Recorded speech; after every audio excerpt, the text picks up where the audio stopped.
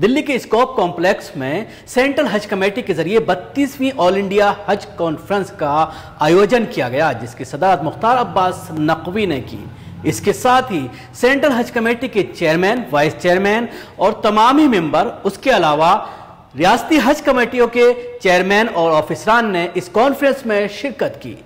हज 2016 के ऊपर बात की गई और जो कमियां रही उनको दूर करने के लिए अगले हज यानी 2017 में किस तरह से उन कमियों को दूर किया जाए, इस पर गौर व खौज किया गया। सुप्रीम कोर्ट ने हज पॉलिसी 2017 बनाई थी, जिसमें हज को बेहतर और करप्शन फ्री बनाने पर कुछ दिशा निर्देश दिए गए थे। अब सरकार नई पॉलिसी बना रही है जो हज 2018 से लागू होगी, जिसके लिए सरकार ने 6 मेंबरों की एक कमेटी गठित की है, जिसके convener Afzal Amanullah retired secretary Bharat सरकार है। ये कमेटी हज को बेहतर और आरामदेह बनाने पर काम कर रही है। इसके साथ ही मक्का में सरगर्म बिचौलियों पर भी मंत्री ने चुटकी लेते हुए कहा कि हम इसको खत्म कर देंगे और उन्हीं बिल्डिंग को लिया जाएगा जिनको बिल्डिंग सिलेक्शन टीम ने फाइनल किया है। सुप्रीम कोर्ट ने एक डिसीजन किया और उस डिसीजन में ये तय हुआ कि साहब नई हज पॉलिसी बननी चाहिए। वो बनने के लिए प्रोसेस कायदे से तो पहले शुरू होना चाहिए था, लेकिन किसी वजह से नहीं हो पाया। एक बहुत हाई लेवल कमेटी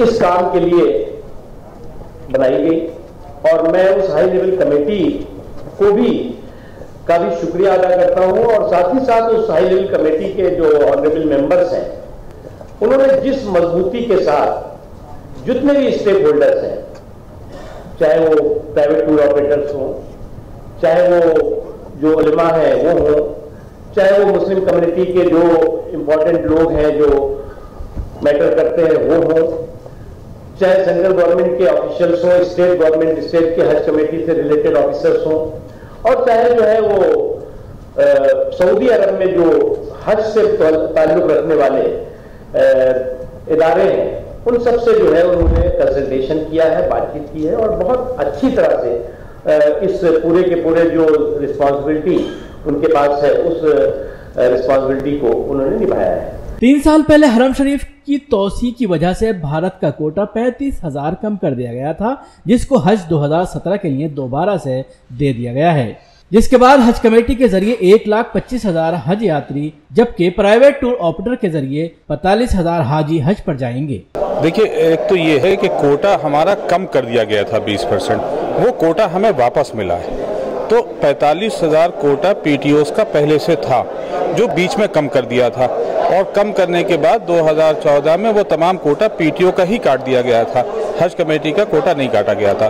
तो सबसे ज़्यादा सफर उसमें पीटीओ ही रहा था, प्राइवेट टूर ऑपरेटर रहा था। अब वो कोटा रीइंस्टेट हो गया, तो इस साल अल्हम्दुलिल्लाह हमारे पास जो पहले कोटा था 45,000, वो कोटा पीटीओ के पास आ गया। शिप के जरिए जो शुरू होने वाला है, इसमें अगर प्राइवेट टूर को भी जाएँ तो प्राइवेट टूर के भी फेयर सस्ते होंगे, हाजी सस्ते रेट पे जाएंगे। हमारे पास भी गरीब हाजी होते हैं, प्राइवेट टूर में सारे जाने वाले अमीर हाजी नहीं होते, कुछ गरीब हाजी भी होते हैं। वो अगर प्राइवेट टूर को भी वो फैसिलिटीज मिल जाएगी पानी की जहाज से, तो उसमें सस्ता हो जाएगा। कितना लगता है? जैसे अभी इस 85,000 टिकट का रेट आ रहा है, 65 से 85,000 रुपये टिकट का रेट है हज का। जो कम होगा वो हाजी को कम होगा, हमको तो कम नहीं होगा, हम लोगों ने तो एक मार्जिन रखी हुई है। कॉन्फ्रेंस में आए लोगों ने एजेंडे के जरिए बिना हज कमेटी के मशवरे के जहाज का किराया तय करने पर ऐतराज जताया। प्रधानमंत्री और सिविल एविएशन मिनिस्टर को एक मेमोरेंडम देकर किराए पर एक बार फिर से गौर करने की बात कही। कैमरा पर्सन हसनैन जैदी के साथ शकील अहमद, न्यूज़ मैक्स, दिल्ली।